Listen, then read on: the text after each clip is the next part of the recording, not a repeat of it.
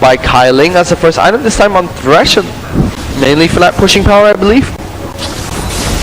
Thresh is one of those ranged champions that actually benefits from the relic shield coming out from himself, because of the fact that his Flay charged up some additional magic damage will allow him to easily last hit on the minions, as well as pass away the gold to Cryonics in itself. Do take note that I think it was in the 3.13 patch or 3.14 patch that we saw the changes in that item in itself. Here we have Hallelujah meeting Windowlicker in the jungle, and then W will, wow, he will actually try to pincer it and force the Flash out of Windowlicker. So Flash burn, and Windowlicker just, even though he's behind or ahead, he will just constantly go into the jungle in itself. And there it is, the Magic Rays has been picked up by Windowlicker instantly when he heads back to base. Just waiting for that to happen, but he's gonna pick that one up. Cryonics taking a lot of damage here from that one Pillar of Ice, not losing that filthy Trundle skin anymore. He's gonna get some good damage and harass down onto Trundle. Trundle should be able to sustain himself fairly well in lane. So should Reddington, and curious as to why we've seen this lane swap coming in from NSE Exiles. It could potentially be because they don't have their Lucian Thresh lane, and Cryonics has consistently been outplaying Crazy Pineapple in the spot lane. Besides the game where Crazy Pineapple picked up Graves, and other than that, Cryonics has been playing really well, and it's potentially why they've gone for this lane swap. Yeah, it most likely is that case. Ben W is someone they want to shut down on Renekton, definitely, just because we saw how a dominant performance from Ben W in game number 1 of this series on Renekton in itself. And look at this is classic Windowlicker. He constantly will just invade the jungle, no matter whether he's ahead or behind. He pulls out that Sonic Wave into the Resonating Strike combo and just goes on that counter jungling spree. So the moment he picks up that Wriggles Lantern and continues to do this, it's going to be very beneficial for him. Will be beneficial for him, but he's only counter jungling so far, and Hallelujah is poised for a gank in this mid lane instead. So he wants to go for a little bit of Wraith domination here, as Michaelas is going to walk towards him, but not spot him out in time at all. But Michaelas is playing very safe against Xiaoyi in this mid lane this time around. He's standing way far back away from the river, not allowing Hallelujah or Xiaoyi to get any damage down onto him at all. Way far back away indeed. Way far back away, but Xiaoyi is ahead in terms of minion score right now compared to Michaelas. It's still very early into the game, so it's not going to matter too much. It's about 200 gold ahead. Michaelas just has a few extra health potions. He's going to head back to base, grab that Chalice of Harmony. Will help him sustain his mana in the lane a little bit more efficiently. What do you think is filled in that chalice for it to be so harmonious? Magical water. Magical water. Filled from the rivers of Summoner's Rift. Interesting. Then why does it turn into a teen's unholy grail? Why does Harmony turn into something so unholy? Athene's just too unholy for the grail. Because of the Fiendish Codex? Must be. Okay. Good conversation there. So nothing's really happening in lane just yet, and it does seem that Michaelatius has been forced back. Doesn't pick up the Chalice of Harmony first, but instead goes for that double Doran's Ring. If Scumbag does what he's been doing this entire game so far, whereby he will stun Ben W to stop him from picking up a single minion score under the tower, he might get caught out here. Ben W is going to go aggressive. Now how That's right, Ben W goes in for the Call of Meek as well as Ruthless Predator, and then we have it a Mega Inferno Bomb coming in. Crazy Pineapple forced to pop the barrier as well as the Flash, and there we have the rotations coming in from Xiaoyi. Scumbag taken out extremely low. Will use Imbue to save his life. Crazy Pineapple as well as Scumbag will be forced to back away, but this has been the story of all 3 games. Gank, top lane, and then go for Dragon. Gank top lane, that's what SGS do, and Exile says, okay, you're gonna gank top lane, we know that this is coming, let's go for Dragon again. This is so different coming in from Xiaoyi though. When he was on 8 carry for the single for Sentinels, he used to be the man that would split push and just farm it out to late game, and he would be the one-man solo pusher while the rest of the single for Sentinels would group up as 4 and then start to roam that way. Now that he's back in the mid lane, he's consistently pushing his wave and then roaming. Every single game we've seen so far against ISG, he's roamed down to try and pick up a gank or actually pick up a kill or two for himself, going for that roaming mid laner. Whenever I see Chowie play, it doesn't matter what role he's in, he's always the one to come out ahead in terms of CS. And in the mid lane, when you come out ahead in terms of CS, it just means that you, as a mid laner, have been pushing your wave and just trying to deny as much CS as possible from the opposing mid laner. And by pushing a wave as a mid laner on a champion such as Ziggs, Gragas, or Orianna, or even Ahri, it just means you're able to roam to the side lanes, to the longer lanes, and try to pull off a gank. SGS at this point of time will be swapping out the lanes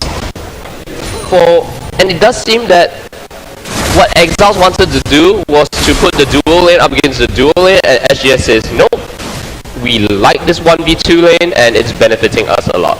I have a feeling that they've done this especially because now that there's no dragon to contest for, there's no real reason for them to have the AD carry bot. Douchebag here wants to fight it out. There we have the resonating strike coming in from Window Liquor, and now a great kick back by Window Liquor, and now Kyling is completely out of position. We will have Macro Latios coming from the sidelines, and first blood goes to Douchebag, so something different happening in this game. Now Ben W pops the dominance passive, gets exhausted. Now Hallelujah is on the side, comes in with a knock-up. He has his ultimate down. Crazy Pineapple in a little bit of trouble, will pick up that kill, and now the Mega Inferno Ball, the Smiley Face, will pick up Scumbag. SGS responds with 2 kills. Look at that, a little bit of a talk coming out from W as well after picking up those kills, but still, good rotation from Macroladios to help pick up the kill onto Kylie. Now Cryonics in a lot of trouble as well. Yeah, Cryonics is now in a lot of trouble indeed. The Super Mega Death Rocket will come out and does not do as much damage as possible. We have Exiles tied the score up 2-2. The goal lead is only about 500 gold just because of that first blood. So a lot of action happening all across the map, and the skirmishes are underway for this game. This is a little bit of a different Lee Sin that we've seen from Window Liquor, and now he's helping out his teammates, something which you would expect a Lee Sin to do instead. And instead of really farming out the jungle, he's still ahead of Hallelujah in terms of minion score, but not as much as he was before. But he's still now he's helping out his team. Microlatios responding to the fact that Chowie has been roaming, or has roamed, rotated to the top lanes and helping get the kill on Kyling and pincer him as well. But Singapore Sentinels understanding that the bot lane duo for ISG just wasted both their flashes and their barrier, sent Ben W to go aggressive with the dominance. So he's going to regenerate a lot of health. It's going to be very hard. He's going to be very tanky and hard to take down. With Hallelujah coming in from the back to pick up the kill, then we're able to secure 2 kills. Yeah, having that dominance passive gains you 300 health immediately, and SGS, after taking those 2 kills, they weren't able to pick up Dragon as a global objective, but they did push in the tower.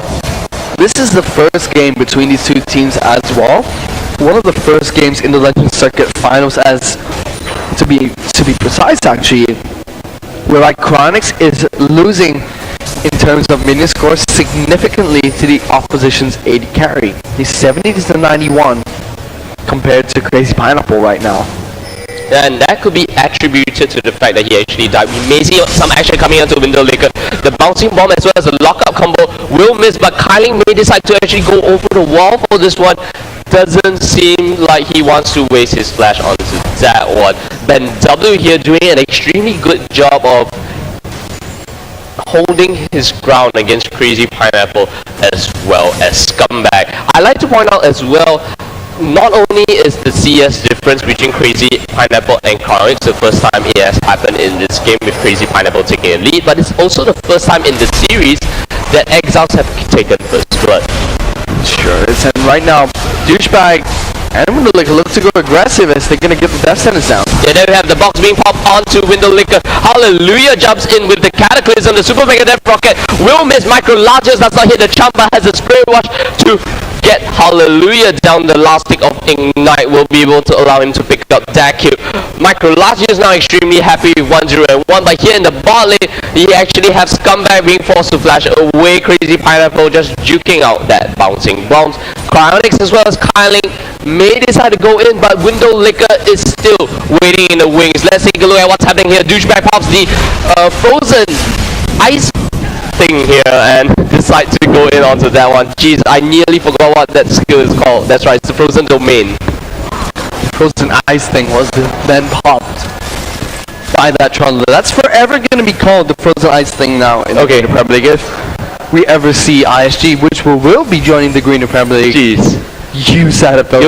You'll never let me forget that one, huh? Never ever will forget that one. But Neo.iSg Exile right now are looking fantastic in this early game, and they've been playing very well, and hopefully they can continue to keep this up because their aggression looks very promising against the Singapore Sentinels right now. Singapore Sentinels look like they want to go for Baron Dragon pickup, when this responds in about 18 seconds. That's right, but what we have here is actually SGS going in aggressively to counter jungle that blue buff, and it does seem that Window Licker will pop the ward into that Death Brush and clear out the Vision ward. So the next fight that's going to happen will center around the Dragon Pit in itself.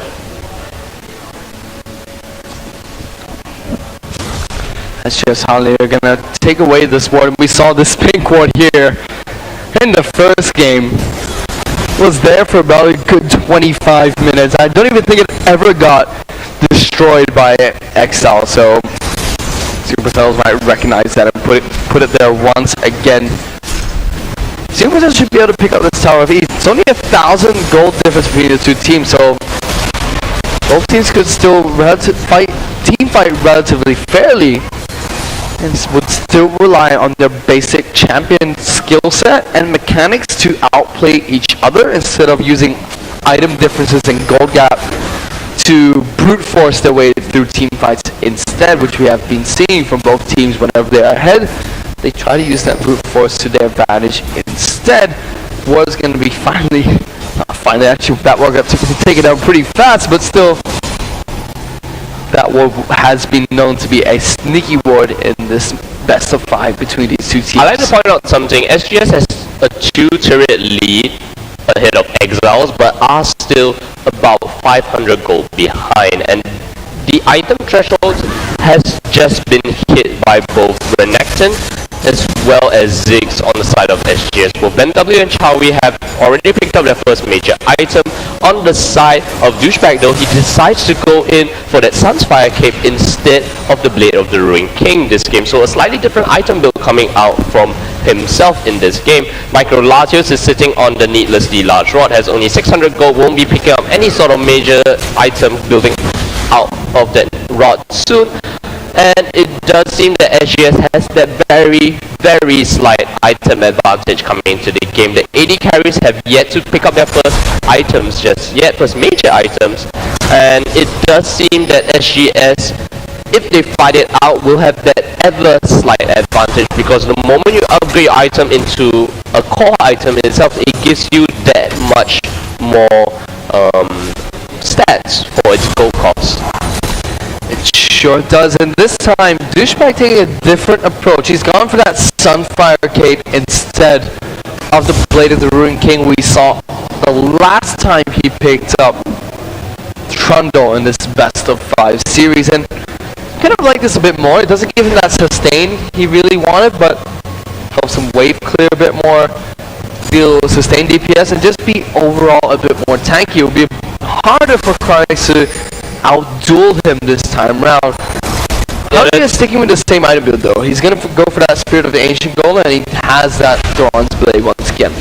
And Window Licker being classic Window Licker, instead of going for some ganks, despite this extremely pushed up Renekton, goes in and takes the white camp away from Hallelujah. He will recall, and let's just see what his next item will be. Judging by his build path so far, it should be a Cloth Armor or maybe even the Warden's Mail pickup. Decides to pick up that side ward, does not have enough money to get anything else, and they really want this dragon coming in. So that recall coming in from Window Licker is a bit apt for SGS, because they should easily pick up this dragon here. The culling comes out from Crazy Pineapple, and it does nothing. Exactly. Hallelujah able to smite that dragon down, and SGS extend their goal lead and finally increase it to be higher than that of Exile. They now have a 100 goal lead. Gonna have to see what the Singapore Sentinels decide to do from here. This is the first time in this game that they've been ahead of Exile in terms of goal. Exile have been dominating this entire game so far. Well, not so much as dominating, but been playing incredibly well. Now we're going to see Macrolatios wanted to get a rotation up into the top lane, was not able to do so. Got spotted out by a thing was actually used by Trundle there if you didn't notice. It's the frozen domain and the pillar of ice. I messed up on the frozen domain, not the pillar of ice. I know what the pillar of ice. He used the frozen domain there. The icy thing, there it is. There's it, the icy big thing. Icy thing. The big icy thing. Big circle of icy thing with rotating orange circles around it. I mean, it's got a cool ring to it. Yeah, okay. We'll stick with the icy thing then. So nobody's gonna battle with Douchebag, and we did see that Winterlicker was nearby, but so is Hallelujah. I'd like to point out the item difference coming in mainly from Chowie as well as Microlatios. Chowie has a 60 CS lead, and on top of the needlessly large rod, he has the Ateen's Unholy Grail as well. On the side of Microlatios, he wants to complete the Death Cap, but has not just yet. Look at the gold difference coming in, 1,300 gold between the AP carries, and SGS doesn't even have that much of a gold lead coming into this game. I like the move of putting Chowie in the mid lane from the Singapore Sentinels. It's his favorite lane. It's where his claim to fame came from. And he's just helping the Singapore Sentinels out so much more instead of just being that farmhouse champion he used to be. As we're going to see a fight take place between the dominance being popped here by Ben W, and now Douchebag finds himself in a world of hurt. The Cataclysm comes down. Ben W takes 2 turret shots, will be forced to flash away. That turret will go down. I think that flash was a little bit unnecessary. Windowlicker tries to pop his head from the side, goes in a sonic wave, hits nobody, can't follow up with any sort of resonating strike. And this time, despite the rotation to the top, Exiles isn't able to do anything this game. Not able to do anything at all then. Good rotation coming in from the Singapore Sentinels. I really like that play from them. They really baited out Douchebag in that situation. Douchebag must be extremely angry at this point of time. Says, why you don't call SS? Look at Windowlicker. What? Windowlicker just says, both jungles are my jungle. I bought Wriggle's Lantern. Don't mess with me. Yeah, he always does this. It's amazing. He's so map aware and has that sidestone to actually drop walls in the entrance points, and he'll just go in and take away the jungle. He hasn't been really ganking all too much. We saw that one gank, or that double gank in the top lane, which actually allowed himself and Douchebag to secure 1 kill for themselves. But outside of that, it's just classic Windowlicker so far in this series to constantly counter jungle and make full use of that Wriggle's Lantern. This is when I like the Wriggle's Lantern coming out from Windowlicker. He's playing in a very aggressive early game jungler, being Lee Sin, and he's keeping even in terms of the amount he's assisted his team, in contrast to Hallelujah. The only worry I have for Windowlicker transitioning into this team fighting mid-game phase is that if he can't tank the damage that if he can't tank the damage that the back line SG can dish out, it's gonna be a bit hard for him to sustain himself in this team fights. But being Lee Sin, he has the potential to be that escape artist that he's proven to be sometimes in this game. That's right, all the outer turrets are already down on the side of Exile. This little icy thing being popped out the frozen domain here by Douchebag. That icy thing, it's beautiful. Alright, the icy thing. So, it's really twerking out for Douchebag, that icy thing. Yes, it's really twerking out for Douchebag. Oh my goodness. Anyway, the dragon will be up in another 2 minutes or so. It does seem that SGS has the timing on the blue buff coming in. They may decide to go for it very shortly. We will see Microlatios decide to pull off a rotation. it doesn't seem that that's the case. He was thinking about it though, and he doesn't have a minion wave just to deal some damage to this mid lane turret. Hallelujah is waiting in the wings, and let's see if Crazy Pineapple and Scumbag decide to go in for this one. Hallelujah might spot them out. There we have it, the knockout coming in, the Zap will miss. Scumbag will decide to take, well, he will decide to flash away from that Cataclysm. We do have Window Licker coming in from the side to give him some backup. Kyling wanted to go in for the Death Sentence. Microlatius missing out the charm. I think the Caster's Curse I have placed onto Microlatius. I know that he's a good RE player, but he doesn't seem to be doing too much this game just yet. Kyling's and Cryonics completely caught off guard here. And there we go, these knockback from onto Cryonics comes in, and that easy Sonic Wave resonating strike combo will allow Window Licker to pick up the kill. And here we have a 4-man dive under the turret. Kyling jukes out that charm, but Microlatius puts down the Deathfire Grass as well as the Orb of Deception to pick that one up. Hallelujah and Chawi wants to push in onto this lane. Douchebag rotates to try to protect the mid turret, but they leave the top lane exposed at this point of time.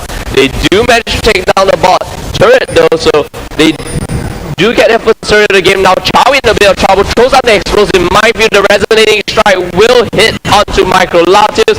Will he follow that one up? It doesn't seem like that's the case, because Hallelujah is on the sideline. Super Mega Death Rocket will fire and hit completely. No one. Douchebag now is in a little bit of trouble. Ben W pops his dominance passive. The subjugate comes out from Douchebag. He will use the frozen domain and say that this area is mine. Back away. Icy thing was used there by Toronto, and Singapore Sentinels, they're a little bit on the back foot. They're even in terms of goal, but ISG have been making very nice rotations and plays against them so far. This dragon fight could be a crucial moment between the two teams if it does take place. Yeah, there we go. Hallelujah actually going in, knocks up 2 people, and there we have Douchebag taken down extremely low. He doesn't have his ultimate down, melts. Everyone melts on the side of ISG Exiles, and Microlatius is now on the back lines. Will try to insta-burst Kyling. He does do it though, and it does seem that they trade 1 for 3, and SGS gets the dragon. SGS pick up the dragon, and just as I said, Window Licker. Bottom lane, Window Licker managed to solo kill. Kind of solo kill onto Hallelujah after that extended team fight, you could say. And Singapore Sentinels, they were on the back foot, made a nice dragon play. They were able to pick up this inner turret as well, which is really good for them. But ISG, their rotations down onto the bottom lane have been fantastic. They've been keeping Chronics under check so far, but he's still doing a good job of keeping up in terms of minion score, assists, and kills. Yeah, those 3 kills being picked up by SGS there on top of the dragon as well as the mid inner turret extends their gold lead to about 2,000 gold at this point of time, about 2,500 gold I feel. And look at the items coming out. It is so obvious at this point of time that Chawi is extremely ahead of Microlatius. He has a Death Cap, he's Unholy Grail, as well as that Void Staff. And what does Microlatius have in his own pockets? He has actually 1,500 gold at this point. I do expect him to either pick up another needlessly large draw, or probably the Void Staff just to get in some magic penetration. I don't see much MR being built onto SGS at this point in time because Microlatius isn't a threat, so he may just go for some straight AP damage. Chawi has been attaining more than 10 minion score a minute. He is almost 270 million score, only 24 and a half minutes into the game. He's been doing a very good job of keeping up with that, and not to mention, he's been roaming as well. That's right, he has been roaming. It's 1-0-4. He has contributed 5 out of 6 kills that SGS have, and that turret push coming in from Ziggs in itself is actually quite potent. He has the short fuse coming in from his passive that allows his... Why do you go away? that allows his next basic attack every 12 seconds to deal an additional 270 damage. That is a lot of magic damage that will be coming out from Ziggs. Every one of his abilities, maybe bar the satchel charge with its low AP ratios, does a ton of damage. Even the Explosive Minefield we saw. Crazy Pineapple, I'm pretty sure he does not like those minefields anymore. No, Crazy Pineapple, he has played all the dash champions, and I hope to see him not dash into the Relentless fray. Pursuit into Hextech Minefield, believe? I don't know. 2014 season, Relentless Pursuit into Minefield. He pulled a quick draw into the Hextech Minefield, Explosive Minefield, and no, that didn't work out for him. Hopefully he has learned his lesson. SGS has the timing on the blue buff and may decide to fight this one. Oh my goodness, the Mega Inferno Bomb comes in, then W goes in with the counter make to pick that one up, so they deny that one. And look at the two ultimates hitting onto Micro Latios as well as Window Liquor, taking them down to half HP. We'll have to see what Exile do to respond. Now they were ahead really far in the early game, but now Singapore Sentinels are just putting the pressure onto them, not giving them any breathing room to work with to try and catch up. I really need to commend Exiles because now that they have qualified for the GPL, to hold SGS only at about a 2,000 goal lead constantly, but there we have a fight breakout to Singapore Sentinels. No, it doesn't seem the charm as well as all the deception will hit Ben W, and he's taken down to about a third of his HP, a quarter of his HP maybe, and Singapore Sentinels will be forced to back away from sieging this mid turret. So as I was saying, Exiles here still holding the goal lead to just about 2,000 gold, and that's something extremely commendable. SGS is playing like a completely different beast this game, and we may see Window Liquor try to go on to Ben W. He waits for that pink ward to be cleared out before going in, and why did he do that? He could just save the pink ward. Interesting. So we have here Douchebag actually pulling out that Pillar of Ice. Oh, hallelujah needs to do. Flag lens combo away, and the Pillar of Ice is nothing to him at this point of time. Now ISG have some breathing room. They're going to try and fight SGS here. There we go, the fight breaks out. The Mega Inferno Bomb already out. A shutdown kill onto Micro Latios at this point of time. Chowie joins the fight. Super Mega Death Rocket will whisk away, and there we have Kyling going down. Ben W taken down extremely low. Chowie still on the sideline trying to do extreme amount of damage. Cryonics now joins the fight. Crazy Pineapple. Nope. No more Crazy Pineapple. Now Douchebag is onto the sideline. Zap. And Cryonics should be able to pick up that kill. He steps on the Flame Choppers. The Black Lance combo will come in. Triple kill for Cryonics. And the only one to go down in that fight will be Kyling. It's a 4-for-1 trade in favor. As we're going to go to a replay at Singapore Sentinels. Should potentially take down Pineapple. Watch the position of ISG. They went for this heavy engage. The Inferno Bomb will hit Micro Latios, taking down Solo, shut down by Hallelujah. Now, Jace is going to join the fight very shortly as Chowie comes and gets a lot of AoE damage down onto the clustered up ISG as the Super Mega Death Rocket misses. Now Jace comes to the fight. We'll get excited from Scumbag if I'm not mistaken.